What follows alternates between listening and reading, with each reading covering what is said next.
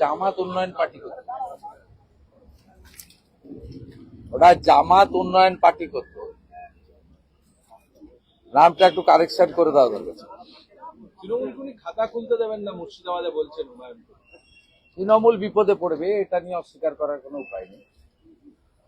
কারণ তৃণমূল কংগ্রেসের কাছ থেকে প্রতারিত মুসলিমরা সরে যাচ্ছে এবং তারা কোথাও নওশাদের হাত ধরছে, কোথাও হুমায়ুন সাহেবের কাছে যাচ্ছে, কোথাও মিমের হাত।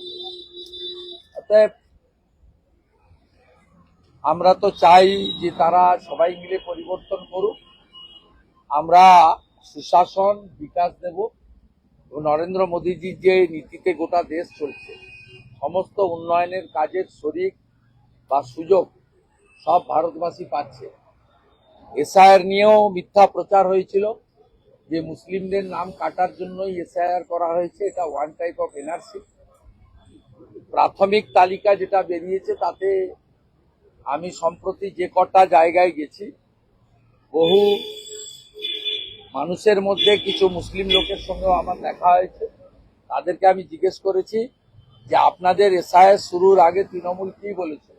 কেউ বলল এনআরসি বলেছিল, কেউ বলেছিল মুসলমান নাম দেখে দেখে ইলেকশন কমিশন বাদ দেবে, ইলেকশন কমিশন বিজেপি পরিচালিত।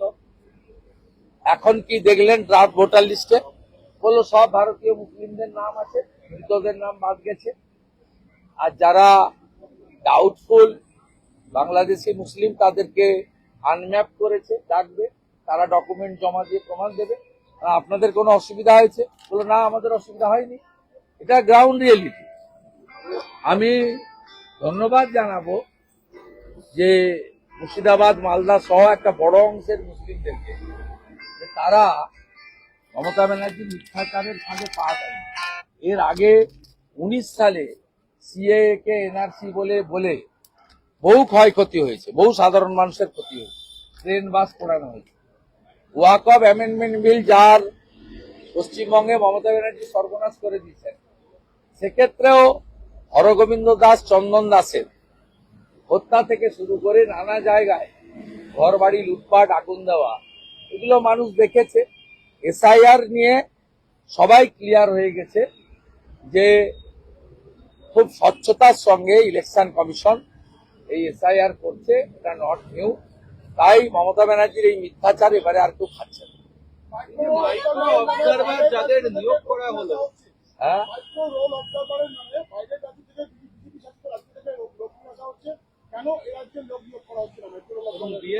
আমি মাইক্রো অবজারভারের তালিকা আমি জানি না।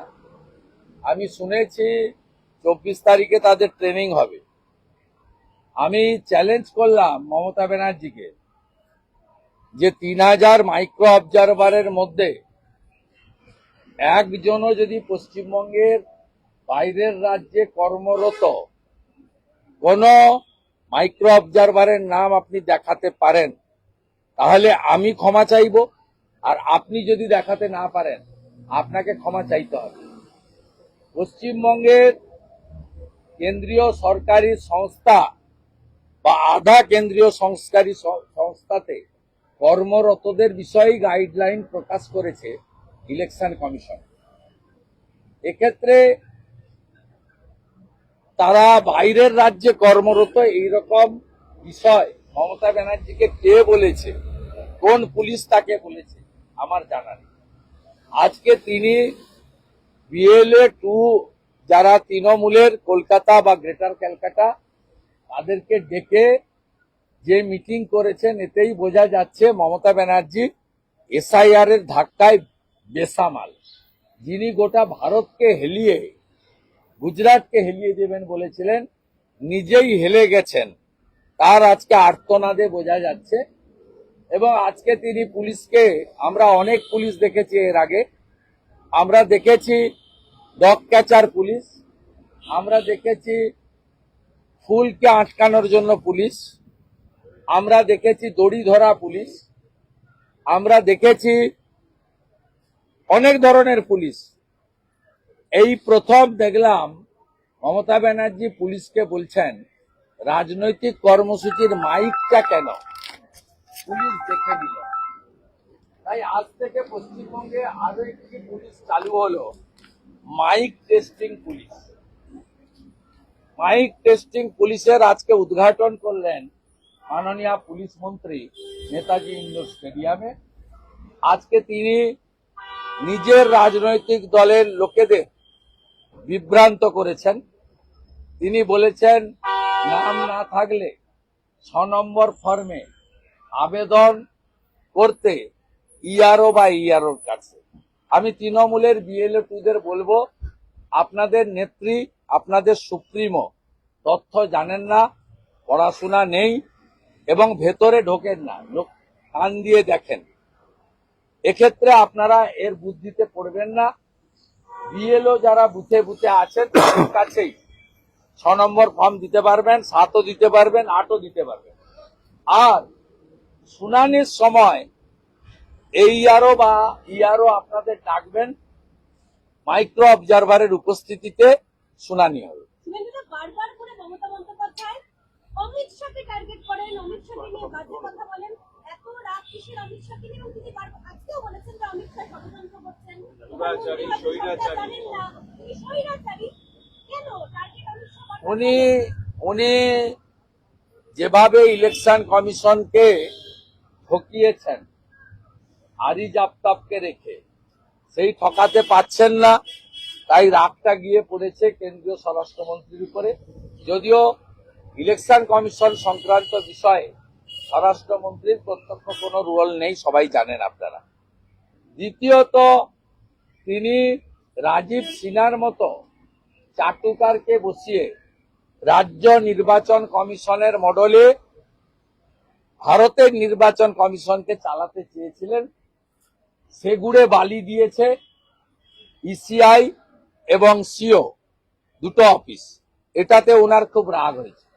ওনার রাগ হয়েছে ইলেকশন কমিশনের অফিসকে নিজের পার্টি অফিসে পরিণত করতে চেয়েছিলেন। এক চিঠিতে election commission shipping corporation of ইন্ডিয়াতে অফিস শিফটিং এর ব্যবস্থা করে দিয়েছে। ওনার রাগ হয়েছে সুব্রত গুপ্তদের মতো, মিস্টার মুরুগানদের মতো, ডি অর্জুনদের মতো আরো একাধিক আইএস অফিসার উনার কাছ থেকে তালিকা না নিয়ে সরাসরি ইলেকশন কমিশন কেন এদেরকে স্টেট অবজারভার করে ইলেকশনে পাঠিয়েছে। উনি যেভাবে গত 6 বছর আরিজ আফতাবকে দিয়ে ইলেকশন কমিশনের অফিস চালিয়েছেন, সেটাতে চালাতে পারছেন না। তাই উনার রাগটা গিয়ে দিল্লির উপরে পড়েছে এবং ভারতবর্ষের বর্তমান আয়রনম্যান স্বরাষ্ট্রমন্ত্রী নরেন্দ্র মোদীজির যোগ্য মন্ত্রিসভার সহকর্মী, যার নেতৃত্বে ডক্টর শ্যামাপ্রসাদ মুখার্জির স্বপ্ন পূরণ হয়ে 370 ধারা 35 কাশ্মীরে বাতিল হয়েছে, সেই অমিত শাহজিকে টার্গেট করেছেন।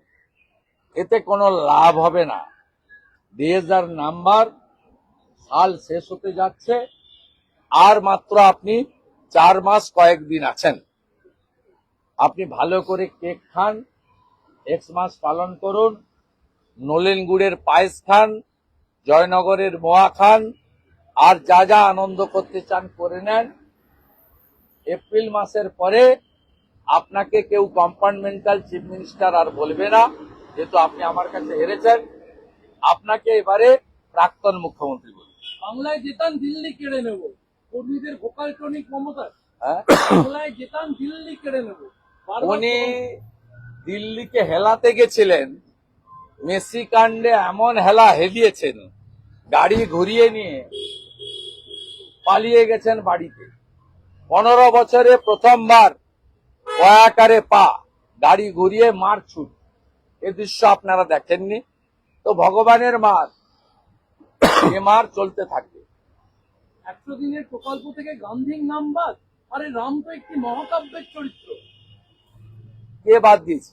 বাপু কাকে বলা হয়? বাপু কাকে বলা হয়?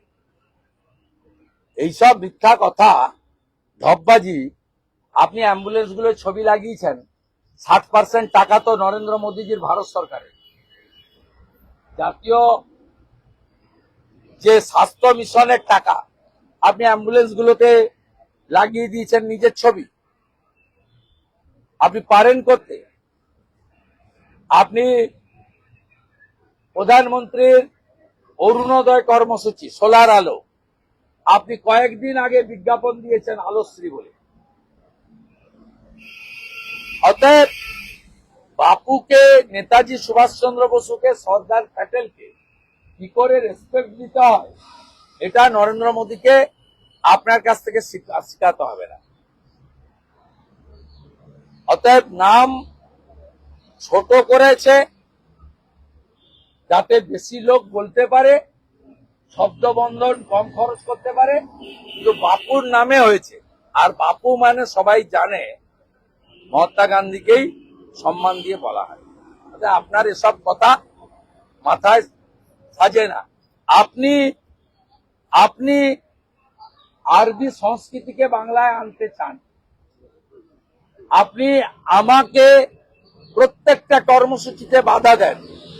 আর আজকে হুমায়ুন কবির বেলডাঙ্গাতে তার রাজনৈতিক দলের প্রকাশ করলো, তাকে অনুমতি নিতে হয়নি, 500 পুলিশ পাঠিয়েছেন।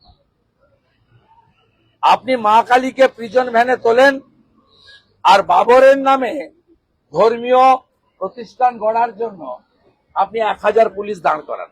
আপনার মুখ থেকে সব কথা মানায় না। দীপু দাস, বাংলাদেশের এক হিন্দু যুবক, মিথ্যা প্রচার করে জ্যান্ত পুড়িয়ে দিয়েছে। মুখ্যমন্ত্রীর মুখ থেকে কোনো বক্তব্য নেই কেন? দীপু তো বাঙালি, দীপু তো গুজরাটি নয়, বিহারি নয়। আপনার একটা শব্দ নেই কেন? আপনি এখানে 50 মিনিট না 1 ঘন্টা, মাঝে 20 মিনিট মাইক গন্ডগোল হয়েছিল, সেটাও ষড়যন্ত্র।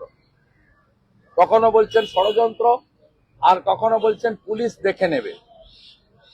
সেখানে তো আপনি একবারও দীপু দাসের মর্মান্তিক ঘটনা নিয়ে মুখ খোলেননি। অতএব মানুষ দেখছে আপনি এবারে নির্বাচনে চুরি যাতে করতে না পারেন, তার জন্য ইলেকশন কমিশন চেষ্টা করছে। আমরাও অধীর আগ্রহ অপেক্ষা করে আছি। গত লোকসভা ভোটে সব দফাতে আপনার লোকেরা ক্যামেরা বন্ধ করে ভোট করেছিল।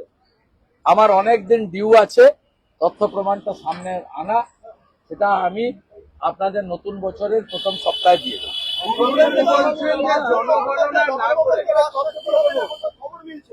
যদি তিনি রাজসাক্ষী হন তাহলে কি তৃণমূলের বিপদ আসন্ন? তৃণমূলের কি বিপদ আসন্ন? না, যদির উত্তর দেব। রাজসাক্ষী হবেন? যদির উত্তর আমি দিতে পারবো না। হবেন কিনা উনি বলতে পারবেন, উনি বলতে পারবেন, আমি বলতে পারবো। বিজেপির মহানগর আপনারে বিভাজন করার চেষ্টা করছেন।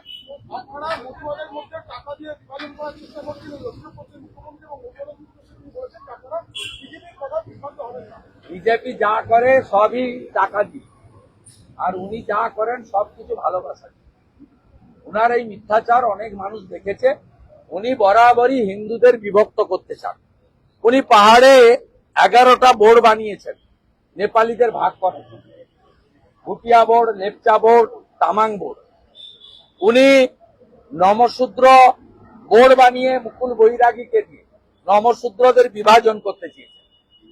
উনি বংশীবদন বর্মনকে দিয়ে ওখানে রাজবংশীদেরকে, সেখানে আবার একটা রাজবংশী বোর্ড বানানো, আবার কাকে বসিয়েছেন নতুন, এখন বংশীবাবু খারাপ হয়ে গেছে হয়তো। এইভাবে আপনি নানা জায়গায় হিন্দুদের ভাষার নামে, জাতের নামে ভাগ করতে চান। অথচ আপনি কখনো উর্দু স্পিকিং মুসলিম বলেন না, বাংলাভাষী মুসলিম বলেন না। তাদেরকে বলেন আপনারা মাইনরিটি, আপনারা মুসলিম, আপনারা সংখ্যালঘু।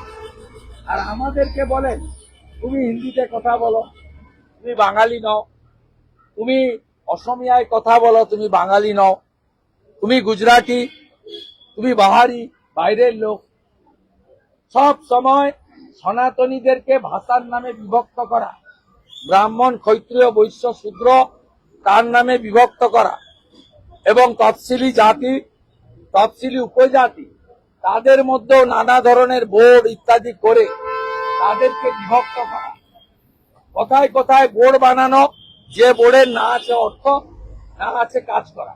সম্প্রতি বাউরি বোর্ড করেছেন, আরো বোর্ড হয়তো করবেন। কুর্মী বোর্ড আগে করেছিলেন, কুর্মীদের কি হয়েছে? আপনি বরাবরই যারা রাষ্ট্রবাদী, যারা সনাতনী, তাদের বিভক্ত করতে চান ভাষার নামে, জাতের নামে। সেই জন্য এবারে আওয়াজ উঠেছে বাটনা মত, মাটেঙ্গে তো কাটেঙ্গে। এবারে কেউ বিভক্ত হবে না। ভাষার নামে, জাতের নামে আপনি বিভক্ত করতে পারবেন না। রামকৃষ্ণ মিশন, ভারত সেবাশ্রম, ইসকন, ঠাকুর অনুকূল চন্দ্র, ভিন্ন ভিন্ন পথ মত থাকলেও আমরা সবাই at the end of the day ভারতীয় এবং বৃহত্তর সনাতনী গোষ্ঠীর অংশ। আমরা ঐক্যবদ্ধভাবে আপনাকে সরাবো। বাংলাদেশের জামাতি কালচার পশ্চিমবঙ্গে ঢুকছে, এতে ইসলামিক মৌলবাদ কট্টরপন্থীরা উৎসাহিত হচ্ছে এবং বিশেষ করে মুসলিম দিদিরা, বোনেরা, কন্যারা, তাদেরকে যে ধরনের বাংলাদেশ পাকিস্তানে যে ধরনের অধিকার কেড়ে নেওয়া হয়, পোশাক থেকে শুরু করে নানাভাবে, এই জিনিসও পশ্চিমবঙ্গে আমদানি করার চেষ্টা আপনি করছেন। তাই আপনি মা কালীকে প্রিজন ভ্যানে তুলতে পর্যন্ত ছাড় দেননি। আর না, আমার বাংলাদেশ ডেপুটি হাই কমিশনার আপনাকে সরাসরি মমতা ব্যানার্জি নাম না করে বিজেপির খোকাবাবুর আবদার 1.5 কোটি নাম কেটে দিতে হবে। ইলেকশন কমিশন সেজন্য তৈরি করে চালাকি করছে। চালাকি করে কখনো মহৎ কাজ হয়? বক্তব্য। খোকা বাবু কাকে বলেছেন তো আমি জানি না। আমি তো খোকা নই। 55 বছর আমার হয়েছে 15ই ডিসেম্বর। 55 বছরের কোন লোক নেই, খোকা বলা হয় না। কাকে বলেছেন আমার জানি না, জানা নেই। তবে আমি বাবু সোনার মতো নই, এটুকু বলতে পারি। শেষ প্রশ্ন, হুমায়ুন কবির, শিশির অধিকারী, আজকে শিশির অধিকারীর নাম তুলে হুমায়ুন কবির তিনি বলছেন আপনার কথা বলে, যে বলেছে মুসলিম এমএলএদের ছুঁড়ে ফেলে দেবে ট্যাঙ্গোলা করে। আমি 70 মুসলিম 30 হিন্দু নিয়ে যাবো বিধানসভায়। শুভেন্দু অধিকারী কেন? শিশির অধিকারীর ক্ষমতা থাকলে কিছু করে দেখাও, এক আঙুল দেখাবে, 2 আঙুল দেবো। ঠিক আছে, হুমায়ুন, ঠিক আছে, উনি জিতে আসুন, দেখা হবে। ওনার মনে হয় বুঝতে ভুল হচ্ছে। আমি এখানে যে বক্তব্যটা রেখেছি তৃণমূলের মুসলিম নেতাদের উদ্দেশ্যে রেখেছি, অ্যাজ এ হোল মুসলিম কমিউনিটির নামেও বলিনি। আর হুমায়ুন কবির যদি তৃণমূল না করেন, উনার গায়ে লাগারও কোনো কথা নয়। উনি যদি তৃণমূল করেন এখনো মনে প্রাণে, উনি যদি মনে প্রাণে এখনো তৃণমূল করে থাকেন, মমতা ব্যানার্জির সঙ্গে কথা বলেই এইসব কাণ্ড কারখানা করে থাকেন, তার অর্থে যদি করে থাকেন, আইপ্যাকের বুদ্ধিতে যদি করে থাকেন, তাহলে উনি এই হিসাবের মধ্যে পড়েন। আমার বক্তব্য ছিল খুব পরিষ্কার, অ্যাজ এ হোল মুসলিম কমিউনিটিকে আমি বলিনি। আপনি আমার আগের বক্তব্য আবার দেখে নিন। আমি বলেছিলাম হিন্দুরা যেভাবে মমতা এবং তার পুলিশের দ্বারা অত্যাচারিত, হিন্দুরা ঐক্যবদ্ধ হচ্ছেন। কোন হিন্দু এলাকা থেকে তৃণমূলের প্রতিনিধি আগামী বিধানসভায় আসবে না। আমি যদি যা বলে থাকি সেটা তৃণমূলের মুসলিম নেতাদের উদ্দেশ্য করে বলেছি। সমগ্র মুসলিম কমিউনিটি বা নৌসাদ বা এখন সদ্য নিজেকে তৃণমূল ছেড়েছে বলে বলা হুমায়ুন কবিরদেরকে আমি বলি। অর্থাৎ আমি আবারও বলি, তৃণমূল মুসলিমদের একটা ক্ষুদ্র অংশকে তাদেরকে ব্যবহার করছে, গুন্ডাতে পরিণত করেছে এবং তাদেরকে দিয়ে ভোট লুট থেকে, অর্থ লুট থেকে সবকিছু কাজই এই তৃণমূলের মুসলিম নেতারা করছেন। এটা সবাই জানে। এবং এরা কেউ, আমি দায়িত্ব নিয়ে বলতে পারি, ফজরের নামাজ পড়ে না, এরা জাকাত করে না, এরা তাদের যে ধর্মীয় অনুশাসন মানে না। আর ধর্মে যেগুলো নিষিদ্ধ আছে সুরাপান, সুদ গ্রহণ সেই কাজগুলোই করে।